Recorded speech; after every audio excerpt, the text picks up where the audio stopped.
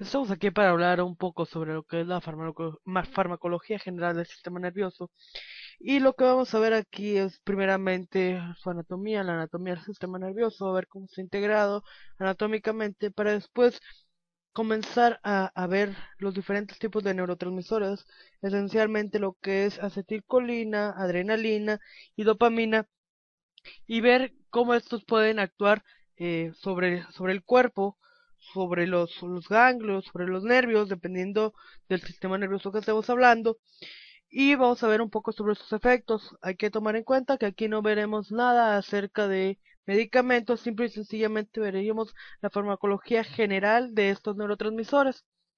Entonces, como les mencionaba, debemos comenzar dividiendo lo que es el sistema nervioso en dos partes. Anatómicamente, lo que sería el sistema nervioso central, que lo va a componer el cerebro, el cerebelo, la médula espinal, es decir, prácticamente todo lo que encontramos en el eje central del cuerpo, mientras que el sistema nervioso periférico pues lo va a componer todas aquellas ramas que surgen del sistema nervioso central. Recordar que el sistema nervioso central lo que va a hacer es recibir la información, va a integrar esa información. ¿Para qué? Para después darnos un impulso nervioso de tal manera que se pueda ejecutar una respuesta.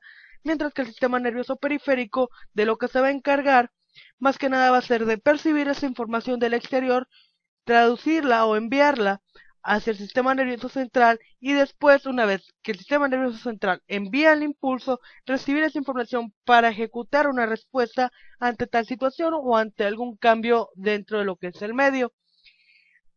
Después tenemos lo que es el sistema nervioso periférico, que es en lo que nos vamos a enfocar, que debemos de conocer que se va a dividir el sistema nervioso periférico autónomo, es decir, que uno no lo puede regular, que uno no lo puede controlar, como son los latidos del corazón, la presión, la secreción gástrica, la sudoración, el llorar, las lágrimas.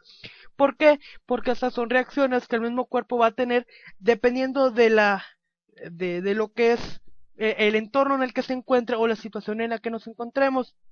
Y por otra parte vamos a tener lo que es el sistema nervioso periférico somático, que este más que nada pues es el voluntario, le podríamos decir, pues por ejemplo el músculo esquelético es un buen ejemplo de ellos, o también lo que sería hasta cierto punto controlar nuestra respiración. Si recordamos, cuando uno empieza a pensar en lo que es la respiración, por lo general tiende a acelerarse. Entonces el sistema nervioso periférico somático aquí es donde va a entrar. Y más enfocadamente nos vamos a ir hacia lo que es el sistema nervioso autónomo.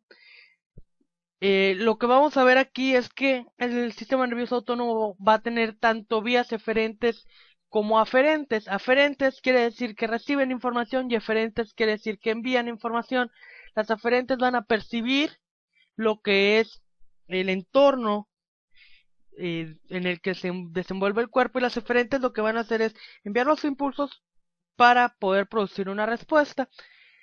El sistema nervioso autónomo lo podemos dividir en tres, principalmente lo que sería el sistema nervioso simpático, parasimpático y entérico.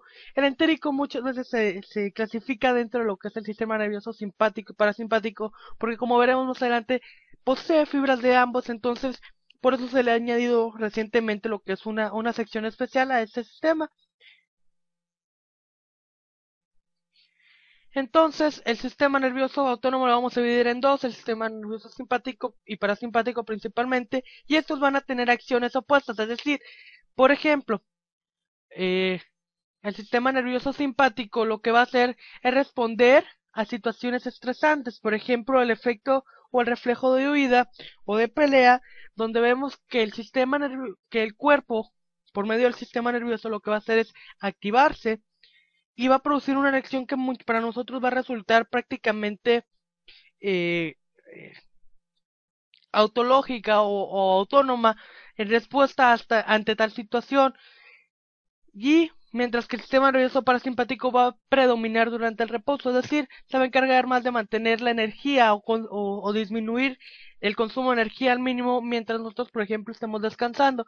Entonces, por eso se dice que tienen acciones opuestas, exceptuando en el músculo ciliar y la glándula salival, donde van a producir la misma acción, que es decir, en el músculo ciliar van a dilatar la pupila y la glándula salival van a a producir mayor secreción.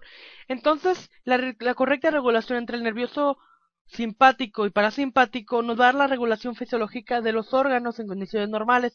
¿Por qué? Porque uno es antagonista del otro. El simpático es antagonista del parasimpático, es decir, va en contra, mientras que el parasimpático es antagonista del simpático. Entonces es una lucha por el poder y esa lucha va a mantener una regulación, una homeostasis en el cuerpo. Lo que les traigo aquí son algunos ejemplos de qué es lo que controla cada uno de estos sistemas. Por ejemplo, pues aparte de la glándula lacrimal y el músculo ciliar, pues lo que va a tener es por ejemplo, el parasimpático va a controlar parte del corazón, va a controlar los pulmones, va a controlar el estómago, páncreas, intestino, el colon y la vejiga. Y mientras que el sistema nervioso simpático va a aumentar latidos, va a dilatar los bronquios, va a disminuir las contracciones estomacales, va a estimular glándulas suprarrenales, disminuir las contracciones intestinales y va a controlar también lo que es la vejiga. Si se fijan, aquí no está expresado gráficamente o con letra, pero mientras que el sistema nervioso simpático va a aumentar los latidos del corazón, el parasimpático va a hacer lo contrario, va a intentar disminuir esos latidos en lugar de dilatar los bronquios como los hace el simpático, los va a intentar contraer. Entonces es una lucha por estar, eh, por estar con el control cada uno de estos sistemas nerviosos, y lo que va a hacer al final de cuentas es regular la función en el cuerpo. Sin embargo, pues ambos sistemas van a tener un patrón estructural, van a tener neuronas postganglionares, que son después del ganglio, van a tener un ganglio y van a tener una neurona preganglionar, es decir, se va a conectar lo que es la médula, va a conectarse con lo que es el ganglio por medio de la neurona preganglionar para después este ganglio conectarse con el músculo o con el tejido efector por medio de las neuronas postganglionares. Entonces, ya entrando más a detalle, el sistema nervioso simpático se va a encontrar en el centro nervioso, en el asta intermedio lateral de la médula espinal, y va a llegar aproximadamente desde ese punto hasta la segunda o tercera lumbar. El sistema nervioso simpático, como les decía, no se activa realmente mientras no haya una situación estresante, por lo cual únicamente o lo podemos ver más fácilmente que se activa por medio de actividades estresantes, y el sistema nervioso simpático claramente va a tener una mayor afinidad adrenérgica, pero únicamente postganglionar. Esto lo veremos ahorita más adelante. Otro esquema de más o menos dónde se encuentra, de cómo está distribuido.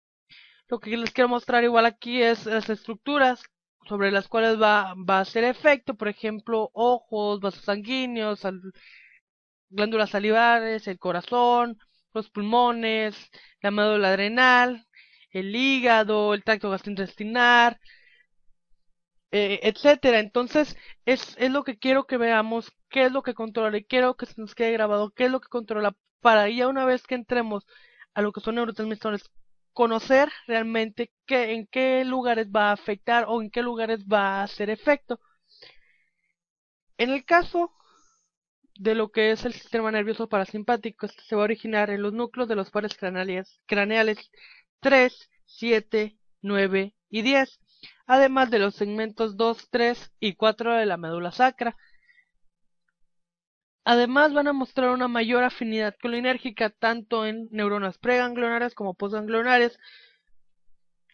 ¿Y qué es lo que va a controlar el sistema parasimpático? Si vemos del par craneal 3 va a controlar el ojo, del par craneal 7 va a controlar la glándula lacrimal, del par craneal 9 va a controlar la glándula salival, del par craneal 10 va a controlar lo que es el corazón, los pulmones y la parte alta del tracto gastrointestinal.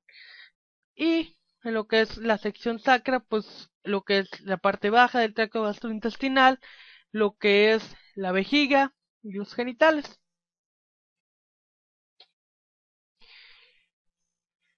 Por otra parte, el sistema nervioso autónomo su parte entérica, va a ser un conjunto de neuronas organizadas en el tracto gastrointestinal que se van a encontrar desde lo que es el esófago hasta el colon distal.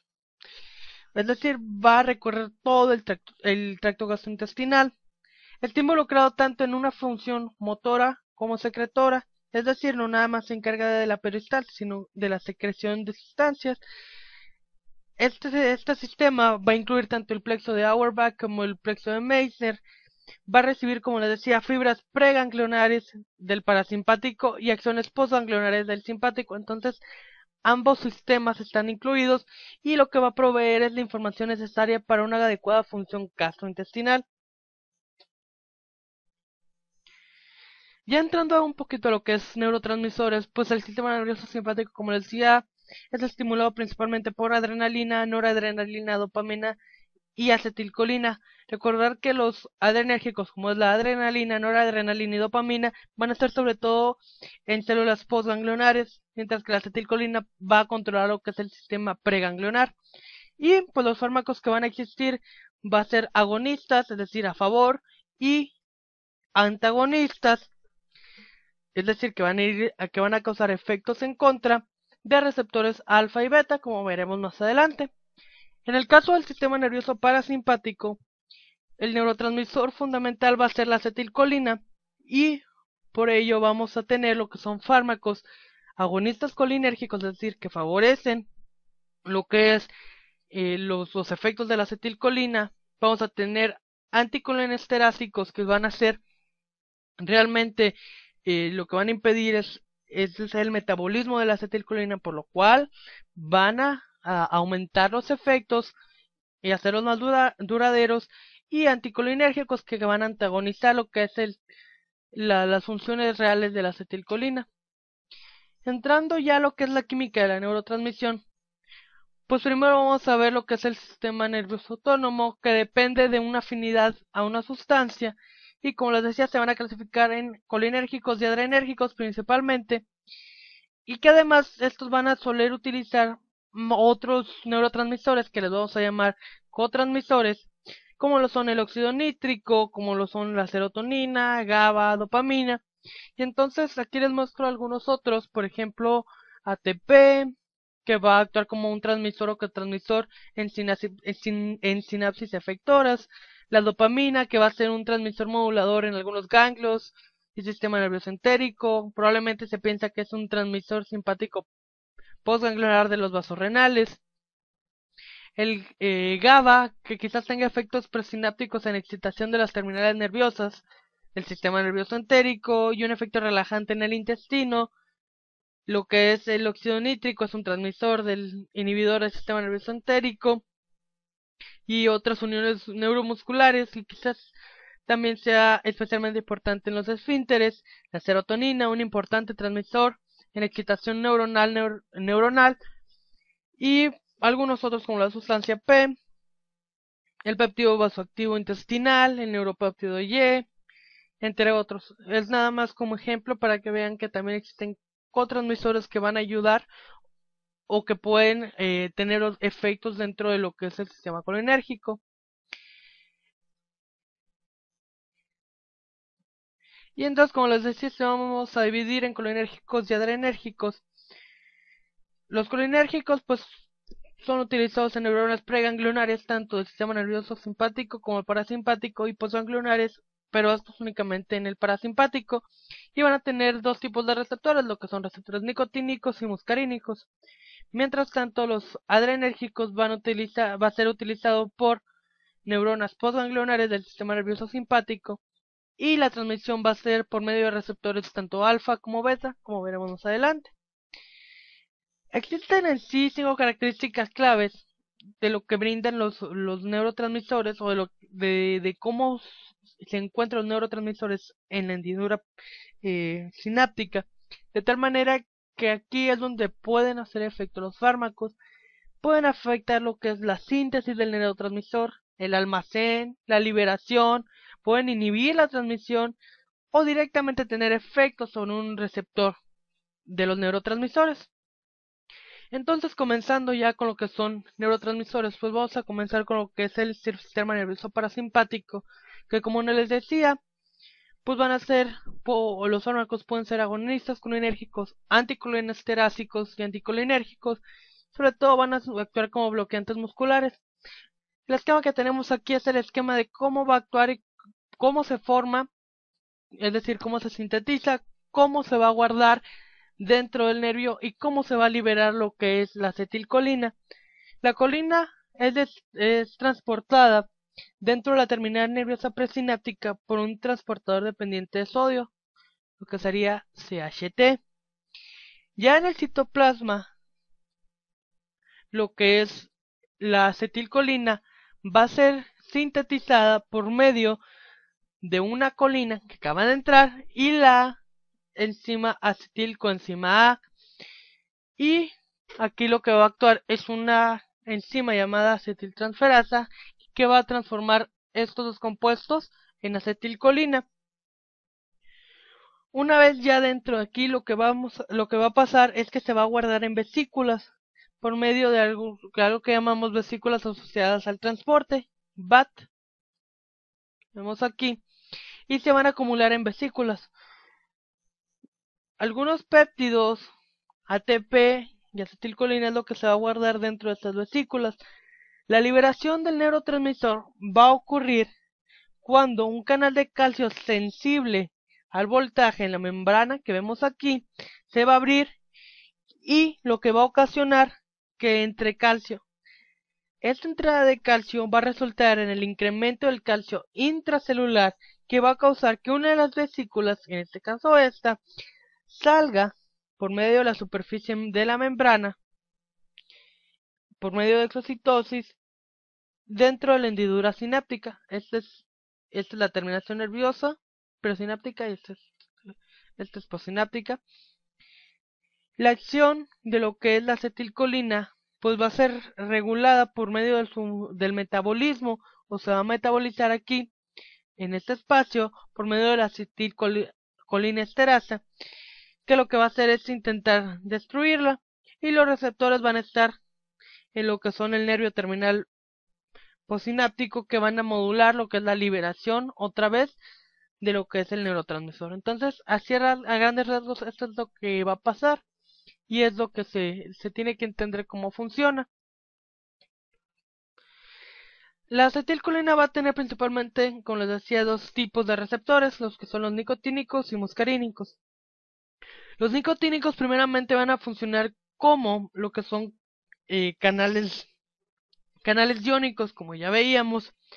Entonces, lo que van a hacer realmente es abrir canales de tal forma que la neurotransmisión va a ser por medio de ya sea potasio, puede ser sodio, puede ser calcio. Entonces, así es como va a regular o va a transmitir el mensaje.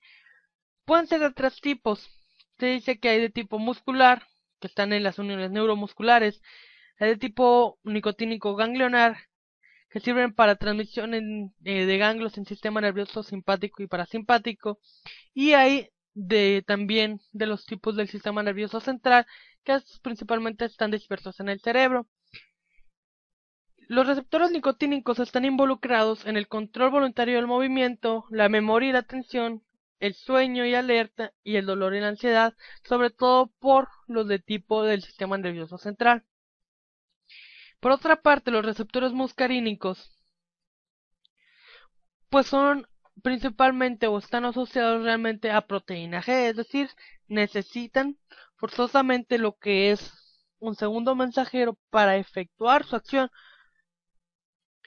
Aquí les pongo las principales localizaciones y los diferentes subtipos de receptores muscarínicos. Por ejemplo, los llamados muscarínicos 1 o M1 se dice que son de tipo neuronal. Estos van a estar en ganglios autonómicos de glándulas, principalmente gástrica y salivaria, aunque también pueden estar en la corteza cerebral. Su respuesta celular va a ser un incremento del inositol trifosfato y del diacilglicerol, por lo que les decía, de lo que estimulan lo que es la proteína G. Va a haber una disminución de lo que es el potasio en la conductancia, y su respuesta funcional va a ser una excitación va a ser una secreción gástrica y el sistema nervioso central se duda o se piensa que podría ser importante en lo que es la memoria. En cuanto a los M2, se dice que son cardíacos, se encuentran en el atrio del corazón y el sistema nervioso central. Lo que van a hacer es reducir el AMP cíclico, por lo tanto va a haber una disminución de la conductancia de calcio y de potasio. ¿Y qué es lo que va a tener como respuesta funcional? Una inhibición cardíaca y neural. Además, va a haber efectos que le llaman muscarínicos centrales, como lo es el temblor y la hipotermia. Los del tipo M3 son los que llamamos glandulares o de músculo liso. Estos van a estar principalmente en glándulas exócrinas como la gástrica, salivaria, el músculo liso como en el tracto gastrointestinal, ojos, vías respiratorias, riñón, vasos sanguíneos y endotelio y en el sistema nervioso central. Lo que van a hacer estos es aumentar lo que es el inositol trifosfato y aumentar la concentración de lo que es calcio. En cuanto a la respuesta funcional, va a haber una mayor secreción gástrica y salival, una contracción del músculo liso del tracto gastrointestinal, una acomodación ocular y una vasodilatación. Los M4 se encuentran en el sistema nervioso central, al igual que los M5, sobre todo los M5 en la sustancia nigra, en glándulas salivales, iris y el músculo ciliar. Lo que van a ocasionar los M4 es una disminución del AMP cíclico, mientras que los M5 van a ocasionar un aumento del inositol trifosfato. En el caso de los M4 van a mejorar la locomoción de una persona y en el caso de los M5 su efecto aún es desconocido.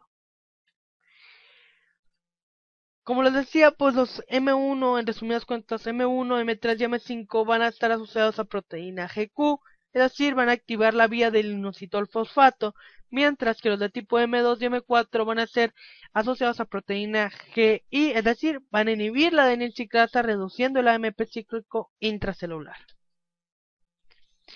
Ahora bien, el otro tipo o la farmacología del sistema nervioso simpático va a comprender lo que es la adrenalina. Se les llama simpático-miméticos a todos aquellos que tienen efecto sobre lo que son el sistema nervioso simpático, es decir, simpático-miméticos son los que están a favor y simpaticolíticos los que están en contra.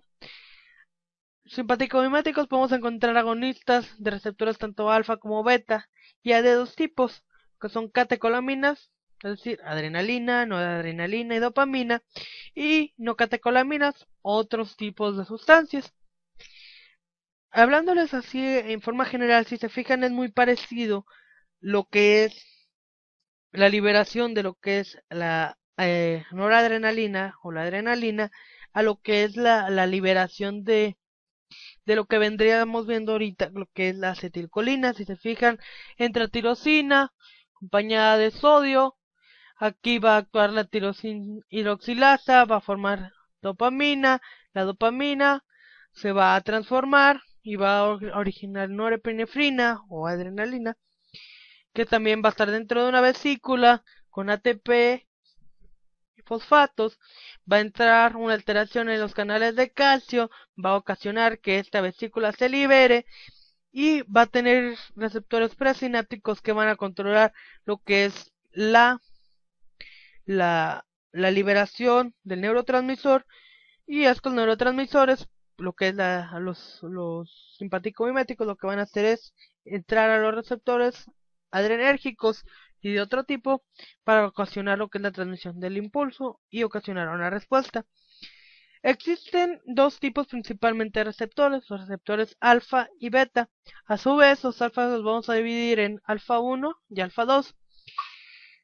El mecanismo molecular de alfa 1 pues es por proteínas GQ acopladas a fosfolipasa C que van a producir, que sería inositol trifosfato y diacilglicerol, y su respuesta fisiológica sería una contracción del músculo liso, por ejemplo el iris, arteriolas, esfínteres y vesícula seminal, va a ocasionar una glucogenólisis y una gluconeogénesis.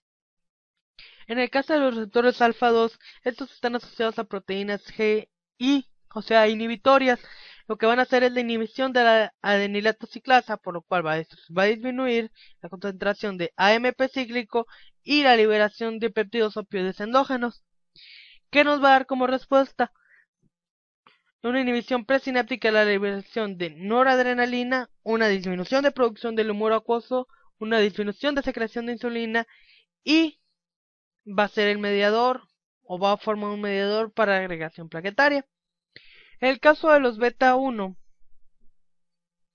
esto es lo que van a asociarse a estas proteínas GS, estimuladoras, y van a activar la adenilato ciclasa, incrementando lo que es el AMP cíclico.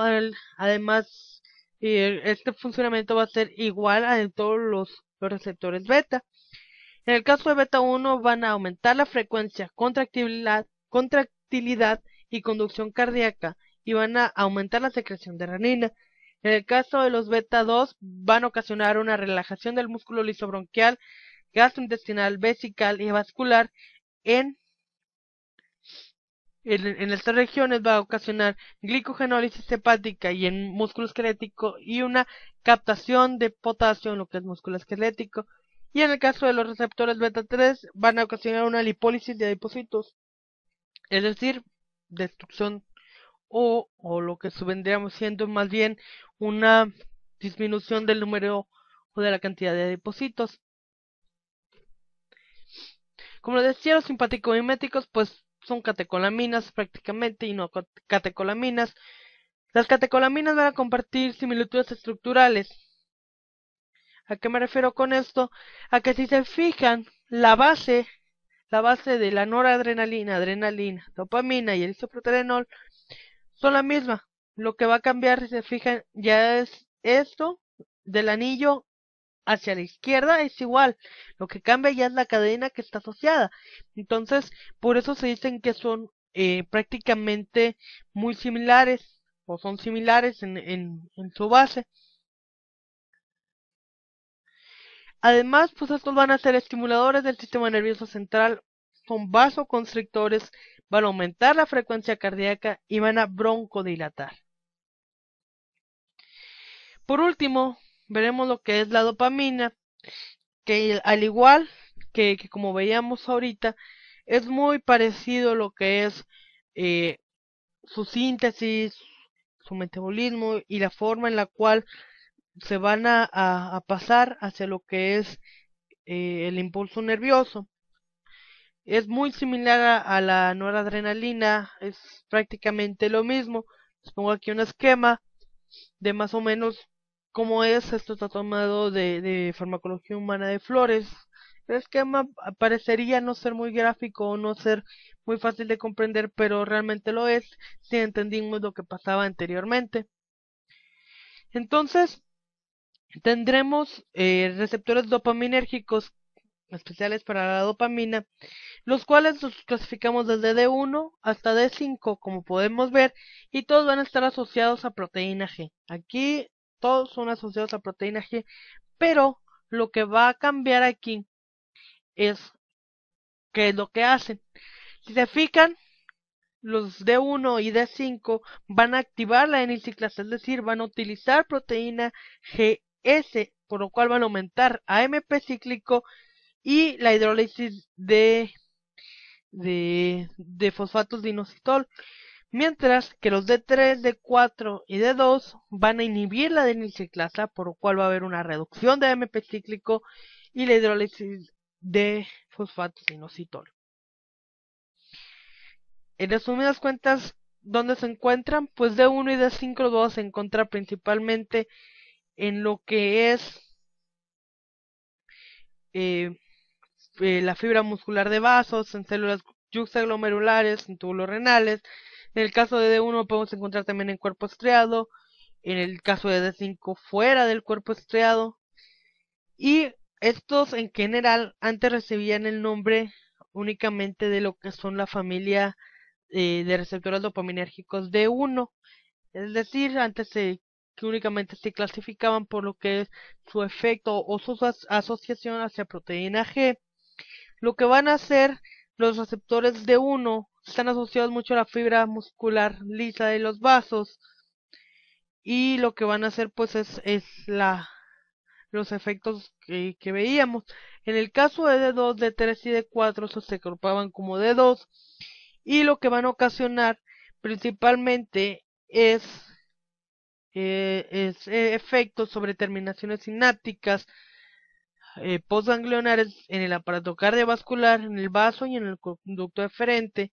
En el caso específico de 2 lo vamos a encontrar en el cuerpo estriado, de 3 en estructuras límbicas y corticales, mientras que de 4 lo vamos a encontrar fuera del cuerpo estriado. En resumidas cuentas y haciendo un resumen general de lo que veíamos, tenemos que el sistema nervioso se va a dividir en sistema nervioso central y periférico. El central pues lo compone el cerebro y la médula espinal principalmente, mientras que el periférico se va a terminar dividiendo en autónomo y somático. El sistema nervioso autónomo lo vamos a dividir en simpático y parasimpático, y en el caso del simpático va a ser adrenérgico y dopaminérgico, adrenérgico alfa y beta, y en el caso del parasimpático va a ser sobre todo colinérgico. Entonces, por mi parte sería todo. Y no me resta más que agradecerles su atención. Por último, pues les dejo la bibliografía. Esta información fue tomada de Farmacología Humana de Jesús Flores, quinta edición, de las bases farmacológicas de la terapéutica de Goodman and Gilman, onceava edición, de lo que es Rand and Dale's Pharmacology, sexta edición en inglés, y lo que es Basic and Clinical Pharmacology de Katzun en su onceava edición. No me queda más que agradecerles por su atención. Que tengan buen día.